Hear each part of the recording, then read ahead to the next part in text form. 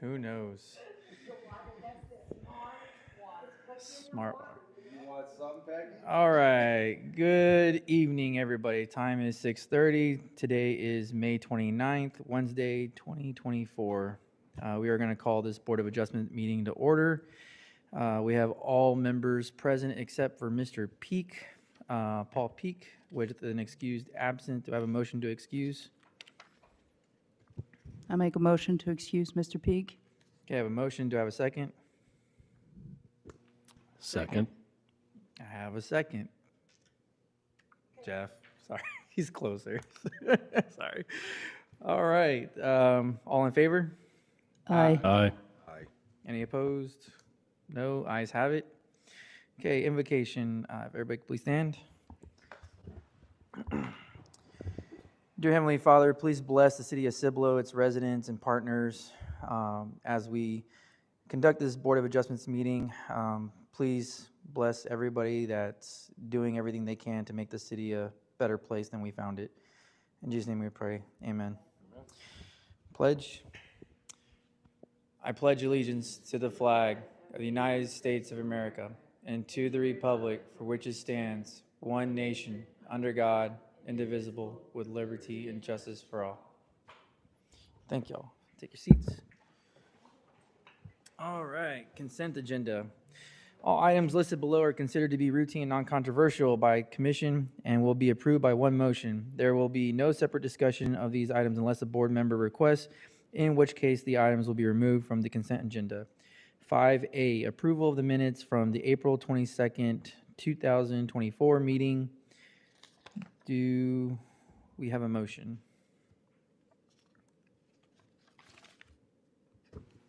I make a motion to approve the consent agenda as listed. I have a motion by Jeff. A second. I have a second by Ms. McDaniel. All in favor? Aye. Any opposed? No, ayes have it. Okay, thank you. Okay, we are gonna pass citizens to be heard. Okay, yeah, so we gotta do public hearing first, sorry. 6A, conduct a public hearing in regarding a variance request to section 14.1 of the City of Cibolo's 2018 UDC for a 5-foot rear setback instead of a minimum of 10 feet required for certain real property located at 825 Silver Fox, legally described as Foxbrook Unit 1, Block 2, Lot 17, 0.18 acres. Hi. Hi, good evening. This is a variance for 825 Silver Fox. It is about 0.18 acres. It's in Council District 5. It is owned and represented by Terry Kevin Black. So it's located within the Foxbrook residential subdivision. The applicant property is zoned medium-high density single-family residential, or SF5. The rear of the property directly abuts a private park owned by the Foxbrook Homeowners Association. Further south of the property is the Turning Stone Residential subdivision, which is zoned SF6, or high-density single-family residential. The applicant is requesting to reduce the rear setback from 10 feet to 5 feet to allow for a patio cover over their existing patio, which sits 7.5 feet from the property line. The 2018 UDC defines patios as an accessory structure, which allows for a minimum rear setback of 5 feet. However, since the patio cover will be connected to the primary structure, it must follow the standard lot design, including the 10-foot rear setback. So notice was published in the Sinking Gazette on May 12th, as well as the city website. Individual letters were sent by mail to 25 property owners within 200 feet of the site, and to date, staff has not received any responses back in favor or opposition. As far as staff findings, according to the criteria in UDC section 4.3.5.3, there are no special conditions or circumstances, and according to the plat, Block 2, Lot 17, or the applicant property, follows the standard lot design for the lots within the Foxbrook subdivision. The applicant would not be deprived of any rights, as all neighboring properties are required to adhere to the standard lot designs of the 2018 UDC. The proposed construction of a patio cover is an elective enhancement to the property rather than a necessity. Therefore, The conditions are a result of the applicant's actions. And lastly, the applicant would receive special privileges if granted the variance. Of the surrounding properties, the applicant would be the only property with a 5-foot rear setback.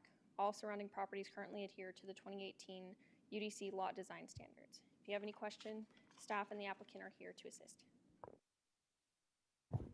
Okay, thank you very much for that detailed explanation. All right, so time is 6:35. We're going to open the public hearing. For anybody who wants to speak on it, comments, concerns, if the applicant wants to take time to explain, thank you. If you could just state your name and address.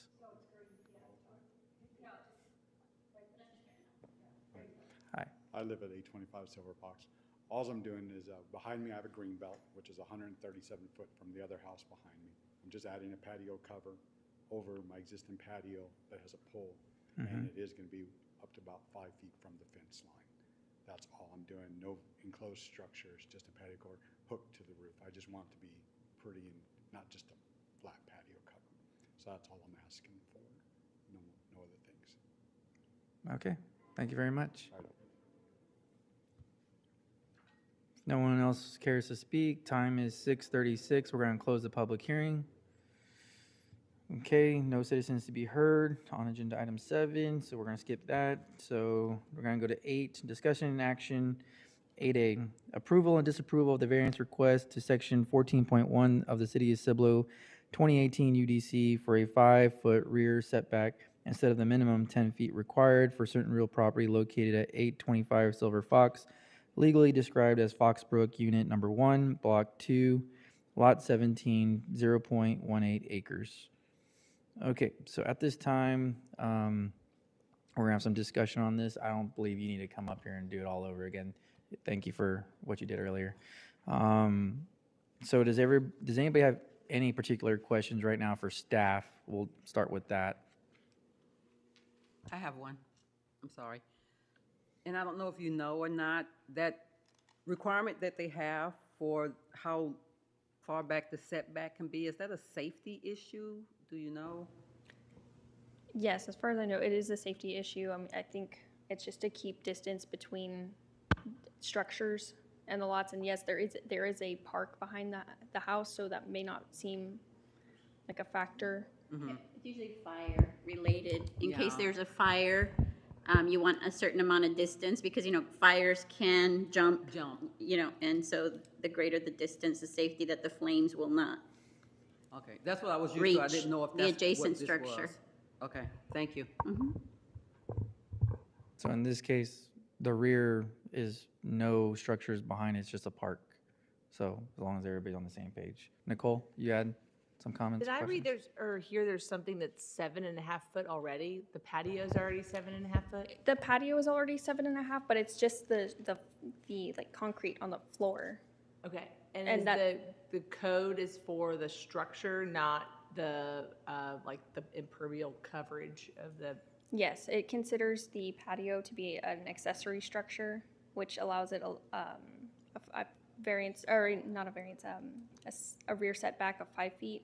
So that's how it's allowed to be within, or 7.5 feet from the rear setback, or from the back property line.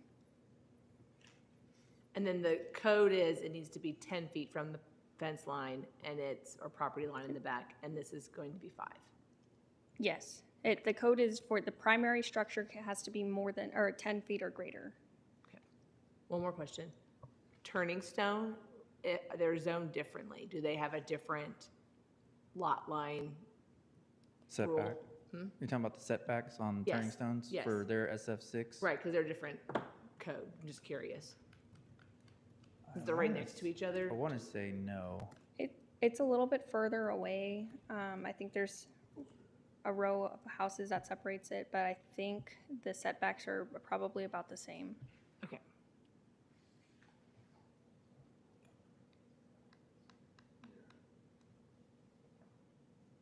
If y'all pulled it up like a Google Maps, just look down Mm-hmm.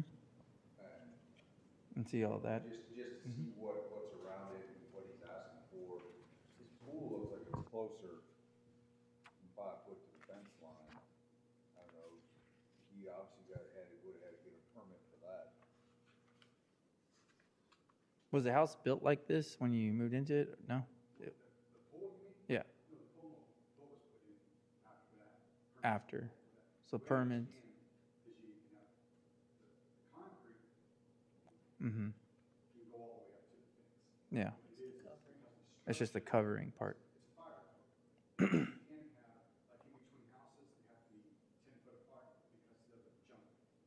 Right. Mm-hmm.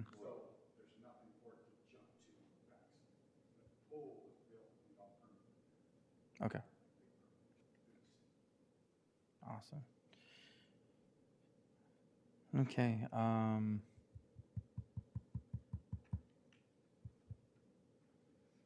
see it as a fire hazard just because there's, and I understand if you allow one, then you gotta allow all. And it would be the only one. That's the only issue. I don't have an issue saying, yay, let's go, let them do it. But the reason why variances are create or allowed is for situations like this that this, I guess, the typical concern, right, of setbacks, side setbacks, front setbacks for infrastructure, for dwelling units, for fire, safety, emergencies, right-of-way easements, you know, those things. In this aspect, the park in the back I mean, I don't believe they're gonna put structures back there near the house. His case is different than a lot of people in the city of Cibolo that butt up to another house, you know, back to back on a property line. So I can see why this is kind of one of those scratch your head moments on. Logically, there's probably really no big issue safety wise, as far as dwelling units behind, if that was the premise of that. But if you do that, then everybody on that street technically could apply for the same thing under this premise if voted for it in favor to say, well, if you did it for him, we have the same situation, we should be granted as well the same variance that you did under those terms because we follow and meet those guidelines as well. So one can turn into many. I don't believe that's the case. I don't really think it's going to happen. But we have to take that into consideration as well. I know, I mean, just for instance, different topics, sort of same thing though. When I was putting in a driveway, they were making me put in an 18-inch culvert. Do your mic, sorry. Our city code was 18 inches at the time, and I went up against the engineer, city manager at the time, and, you know, the roads and development, and come to find out that it didn't apply to all situations. It's just a code, and so they went in, they allowed me to do less, and I believe this is one of those situations. You're backing up to a green belt, nothing's really going to affect it. I don't see an issue with, the pool's already there. You're just putting a cover on top of it. I mean, he's improving the structure that he has. It's not like you're gonna see a landslide of people come in and just build a whole bunch of patios out on try to get variances out on the end. He's actually probably improving the neighborhood by doing it nicely with the Right. right slope that it's connected versus making it look all janky. Yeah. No. And I mean, I don't know that this matters when there's a fire, but technically from a structure, it's not like he's putting an entire 4 walls, right? It's just The a roof rooftop, covering. right? So it's kind of minimal coverage. And that's why I came for a variance, is every situation has an option to be overridden, and that's what we're here for is, We are in Board of Adjustments. yeah, and so, I mean, And we take these things one at a time, Right. you know. I guess if his neighbors want to follow along in the same pattern, they can come up here before us as well. Right? yeah. Yeah. That's just- So that's kind of where I'm at too, is like, you know, if we're going to approve this, are we okay with approving everyone on that block? Because essentially everyone on his street is going to be in the same circumstance, right? They're all going to The back ones up that to, have the green belt. they're all going to back up to the green belt. So completely understand why the UDC is written the way it is, but it's primarily for units that back up to one another, not necessarily units that back up to a green belt. Living across the street from Turning Stone, I know that nothing is going to be put in between that green belt. It kind of is what it is. So, I mean, for me, if I'm going to decide that this is okay, am I going to be okay with potentially, not necessarily all of his neighbors coming in with the same variance. What happens if other ones come that aren't on the green belt and they ask for the same? And that's kind of where I'm at is It's a different if, situation. Yeah. if I'm making the approval because they butt up to a green belt, then I'm making the approval because they butt up to the green belt. And unfortunately for everyone else in the neighborhood, they don't butt up to a green belt. So, yeah, you can look at it. Is it unfair? Sure, but it is a different circumstance, right? Like, Well, real quick, let's go back to the book, right? So variances cannot be granted to 1, relieve self-created or personal hardship, 2, be based solely on economic gain or loss, 3, nor shall it be permit any person a privilege in developing a parcel of land not permitted by the ordinance to other parcels of land in the zoning district. No variance may be granted, which results in the undue hardship on another parcel of land. The applicant bears the burden of proof in establishing the facts justifying a variance. So, And the proof justifying the variance would be that there's a green belt, Right. not there's a home behind you. That's my interpretation. yeah.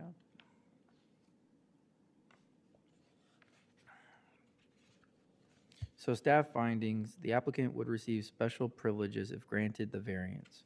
Of the surrounding properties, the applicant would be the only property with a 5-foot rear setback. All surrounding properties currently adhere to the 2018 UDC lot design standards. So, Not saying they couldn't bring them here. The staff findings also saying that, we're saying it's a special condition because they're up against a green belt, but the staff findings saying there are no special conditions or circumstances peculiar to the land. According to the platter applicant, the standard lot design falls within the Foxbrook subdivision. So it's a hard decision because, yes, he is one circumstance of having this particular condition because he's up against a green belt. But once again, if we say yes to him, then everybody else in Foxbrook, who well, may or not may just not. Foxbrook, Turning Stone, Correct. you know, all the other subdivisions that have a green belt butting up to it, they would then be, Or even without a green belt, just houses in general who want to, but they're not a, their situation's different if you butt up against another unit or another dwelling or another property that's zoned for a building that could get to a 10-foot or a 5-foot setback. In his case, we don't know what the future holds for the parks, right? So I'm pretty sure But are parks you gonna say, are you aren't gonna gonna just, change are you things. just gonna allow houses specifically that butt up to the green belt to be allowed to have a variance and then tell other houses who aren't on the green belt that they can't?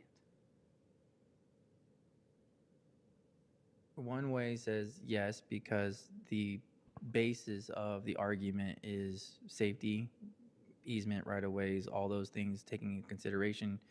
The people who don't have it don't have the ability to argue that premise or that case. The people who live against green belts are then in a different, I guess, situation, that some of those issues that would be concerned about aren't there. So you take those issues out of the equation.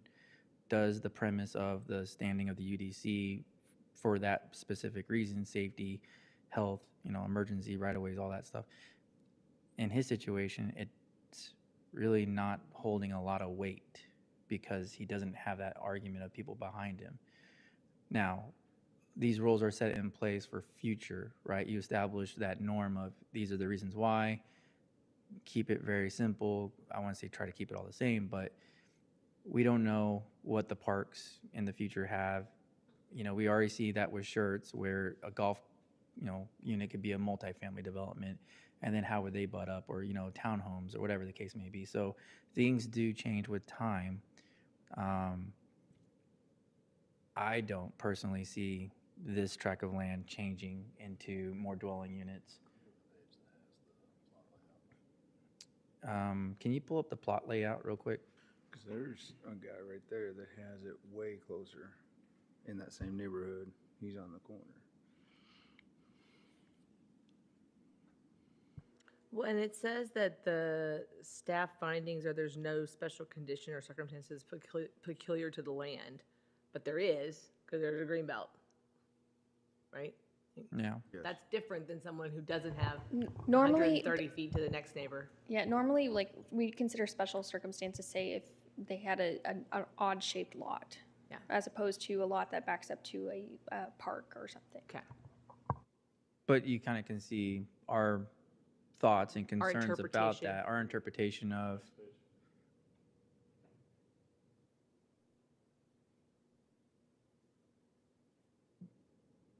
So you can stop right there, please. So I don't believe that there's going to be houses in between or a road or egress easements going through there. It's, It's drainage. yeah, or just drainage really. Yeah, and I mean, even if, And if the impervious coverage is already allowed, approved, and permitted, signed off, and done, and how long has the pool been there? How many years? Since 18?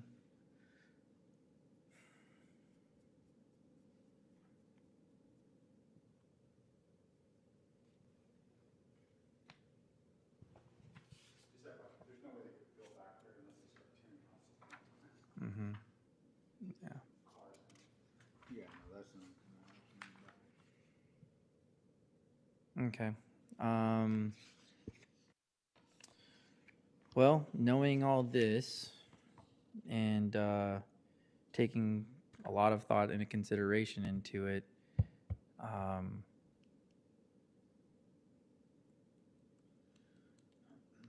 do we have a motion? But also, don't forget, when making this motion, you got to follow the rules of what we're allowed to give as far as variances. Those 4 things or the 3 things that are real critical. Take that into consideration too when making your vote.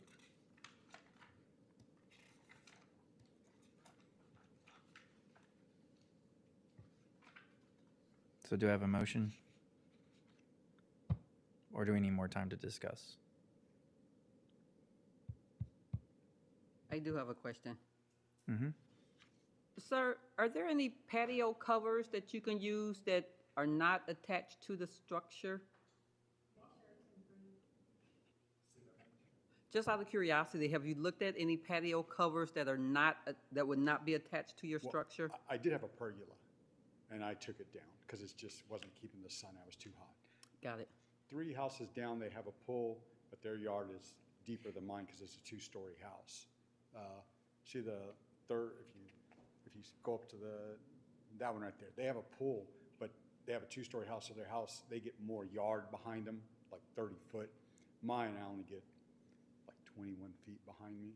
Okay. So that's the reason why I don't have that deep of a yard. They do have a patio cover, but it's just one of those metal ones that come off the eave. Yes. So I just don't like that concept. I want something that looks attached to the house that looks aesthetically correct. Okay. Thank you. Yes, sir. Is there an HOA, sorry, real quick, I'm just making sure we vetted every possible thing to think about.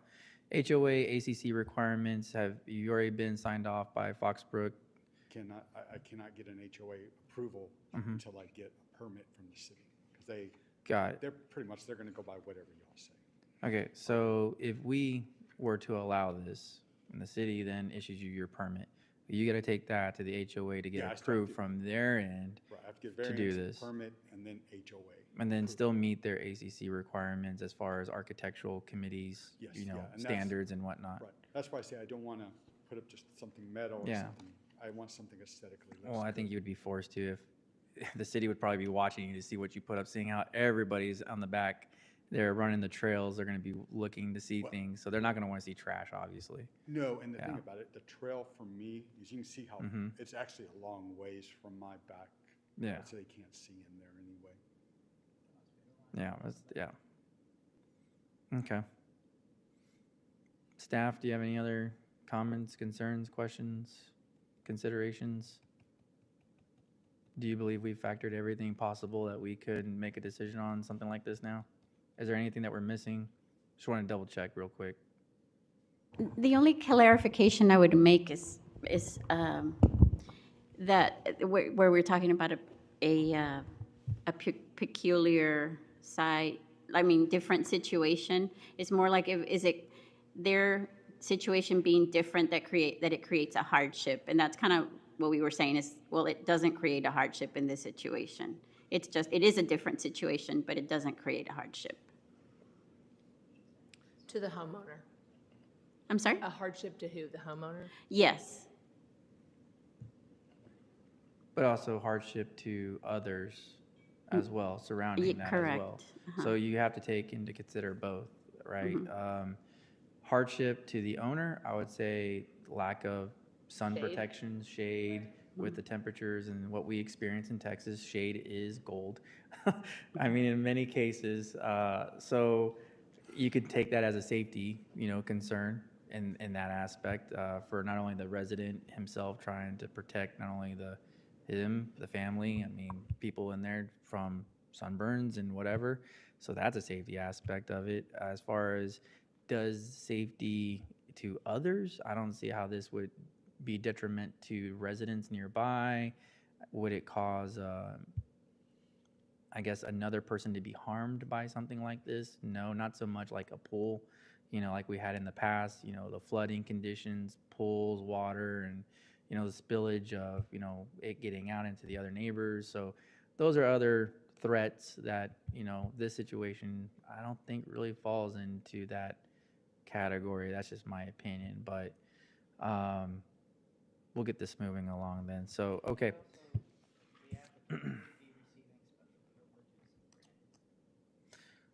But is that the reason why the Board of Adjustment? No, I mean, it's. findings, But the ability to ask for a difference in itself is a privilege. The ability and the right to ask for, hey, I want a consideration for this circumstance. That's the whole reason we're here. That's the whole reason why the Board of Adjustments is created, for those, questions, concerns, and opportunities that if it makes sense where we're meeting our duties to protect, I guess, the zoning rules, regulations as much as we can, but factoring in everything that they possibly could think about, as well as far as safety, public health, right-of-way easements, building, codes, infrastructure, and all those things as much as we possibly can. We're not going to be experts, but we can do our best as far as judgment calls and stick by it. So with that, do I have a motion? I have one more comment. So I have a pool in my backyard, and unfortunately for me, I do butt up to somebody else. And, it was unfortunate that there were no properties that backed up to a green belt, because I would absolutely love the opportunity to extend my patio for shade, because it is brutal. I mean, I jump into my pool in the middle of summer and it's bath water. It's hot. Now, as a homeowner that does not have this opportunity just based on the lot that I have, I do have folks across the street from me that do back up to Greenbelt. Me personally, if they're extended an opportunity based on the circumstance of their lot, me personally, I'm of the opinion, well, good for you. That's, Right. I mean, you have an opportunity that I do not have, but at the same time, those lots that back up to a Greenbelt are highly coveted because they do not have a neighbor behind them. So whether you extend the patio or not, you are already kind of not necessarily granted certain privileges, but you already kind of have, in my opinion, a better lot per se, just because you don't have a neighbor behind you. And because of that, the decisions that you're making in your backyard you don't have to necessarily consider all the factors that I would, because I have a neighbor behind me and a neighbor adjacent to me. I fully understand, we're looking at this and it doesn't necessarily meet the criterion, but at the same time, I'm a huge proponent of do what you want on your property as long as it does not disturb my peace. And because essentially this gentleman's property does not have that backdoor neighbor, there's less peace that he is disturbing for others than a normal lot that has neighbors on both sides and has a neighbor behind them. Well, financially, obviously, we're trying to factor in the hardship financially to the neighbors, right? Are they going to receive property tax issues? Probably not. The valuation is probably going to actually help them versus hurt them. But that's not our opinion. We can't use that. But again, thinking of every type of hardship that could come onto anybody else, you do understand if you put this on there tax-wise, that's going to be factored into your equation. You already got all those considerations done. Aren't we all? I just want to make sure we're trying to think of every which way possible to. Yeah. Okay. Well, I appreciate it. Sorry, we're technically not supposed to have dialogue with the applicant. Sorry. Thank you, Miss Peggy. Yeah. Come over to the mic.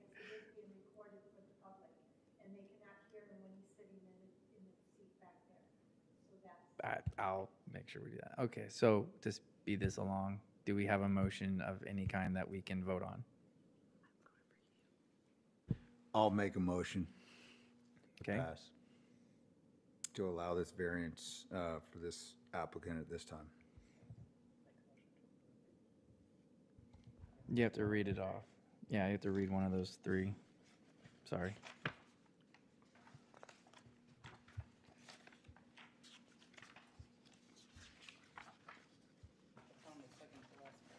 Thank you. Gotcha. Thank you.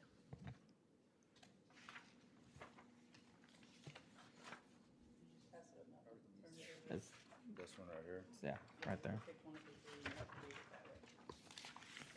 A, B, or C? So you'd be option A, right? yes. I'll make a motion on special conditions, circumstances exist which are peculiar to the land, structure, or building involved, which, That one right there. oh, this one up here?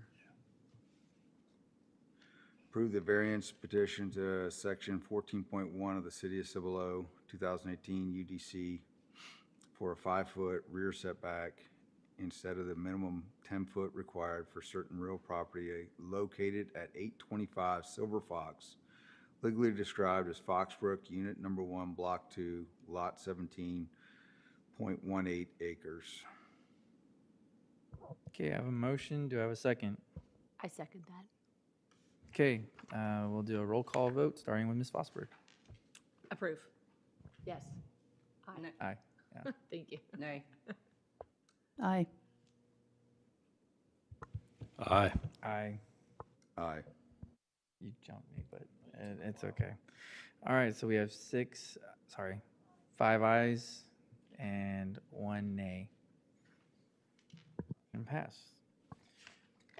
Okay, at this time, we're going to item 9A, adjourn meeting. Do I have a motion to adjourn? I make a motion to adjourn. Do I have a second? I'll second. All in favor? Aye. Aye. Aye. All right, time is 7:03. Thank y'all. Have a good night.